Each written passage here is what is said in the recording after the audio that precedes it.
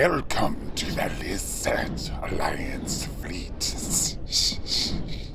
Hello, space friends. Here we have another line of starships from the classic 4X strategy game Planets.nu, the spiritual successor of VGA planets. The Lizard Alliance is one of the 12 playable races. They are ruthless, efficient, and tough. The Lizards are very popular for beginner players, and also extremely strong in the early game. Because of their excellent physical strength, they are able to mine minerals at twice the rate of other races. Their ships have the Hiss mission, which scares the population into being more happy, ironically, which means the population can be taxed more with the smaller risk of revolt. In essence, the Lizard Alliance has tremendous economic and resource advantages. Also, when they land clans or ground troops on enemy planets, they're able to destroy 30 times more than most races, making them the strongest race for ground attacks on planets, with the possible exception of the Evil Empire. And finally, any ship owned by lizards is able to absorb 50% more hull damage than other ships.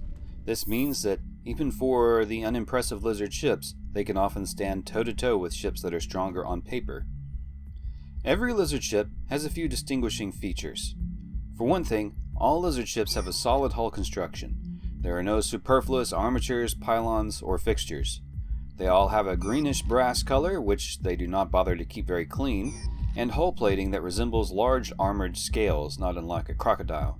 Very much like the Federation, their FTL technology consists of a warp bubble, which is a nod to the theoretical Alcubierre warp drive. Rather than warp nacelles with opposing plates, their engines are large, swept assemblies that merge into the main hull. The source of their power are super dense cosmic filaments, which can be seen somewhere on the exterior of the hull of every lizard ship. Now, let's talk about the 5 most popular ships and why they are used so much. I should note that the Lizards share a lot of ship designs with the Solar Federation, such as the Arrows-class research vessel and the Loki-class destroyer, both of which were covered in my other video about the design language of the Solar Federation. So in this video, we will be covering only the original Lizard designs. Number 1. The Lizard-class cruiser. This medium-sized warship is the strongest ship within the Lizard fleet that is actually able to cloak. With 4 turrets and 3 torpedo launchers, the armament is fair, but in the hands of the Lizards, due to their hull bonus, a Lizard cruiser can easily outfight or stand equal to the other race's cruisers and even some of the battle cruisers. The cloaking device offers a number of tactical options. This cruiser can lay mines in annoying places before it is detected. It can also sneak up on enemy planets while cloaked and drop incredibly strong lizard ground troops and possibly take planets without the risk of a space battle. Number 2. The T-Rex class battleship. This is one of the smallest battleships in the game. The T-Rex is inexpensive and relatively easy to produce, and in the hands of the Lizards it can fight and win against most other battleships except for the very heaviest ones, or the heavy carriers. The T-Rex is often used as an early game headshot or rushing ship. 2 or 3 of these in the early turns can be a nightmare for unprepared opponents. The intimidating appearance of this ship makes it one of the player's favorites, and opponents of the Lizards can find themselves inundated with attacks from these battleships. Number 3. The Serpent class Escort.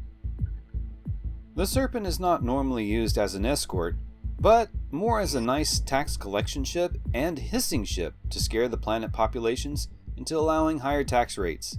Occasionally, it might be used to capture or raid enemy freighters, or as a light scout. Most thriving Lizard empires will have several of these ships running through the space lanes, collecting credits, or carrying out various errands. Number 4. The Madonnzila class carrier. The Madonnzila is the Lizard's only carrier, as the Lizards are generally considered more of a torpedo race rather than a fighter race. The Madonnzila makes a nice alternative to the more expensive T-Rex. However, this is by no means a heavy carrier. It is more of a medium carrier, a bit on the heavy side. Number 5. The Reptile class destroyer. The Reptile class destroyer is only about a third of the cost of a Lizard class cruiser, and still has a cloaking device. On paper, it barely seems useful, with no torpedo tubes, only 4 turrets, and a small cargo hold. It is cheap, however, and it has a cloaking device, which makes all the difference. A ship like this makes an excellent raider if it manages to get into enemy freighter routes undetected, or it can be of use picking off the lightly defended outer planets of the enemy empires. This ship also makes a stealthy scout.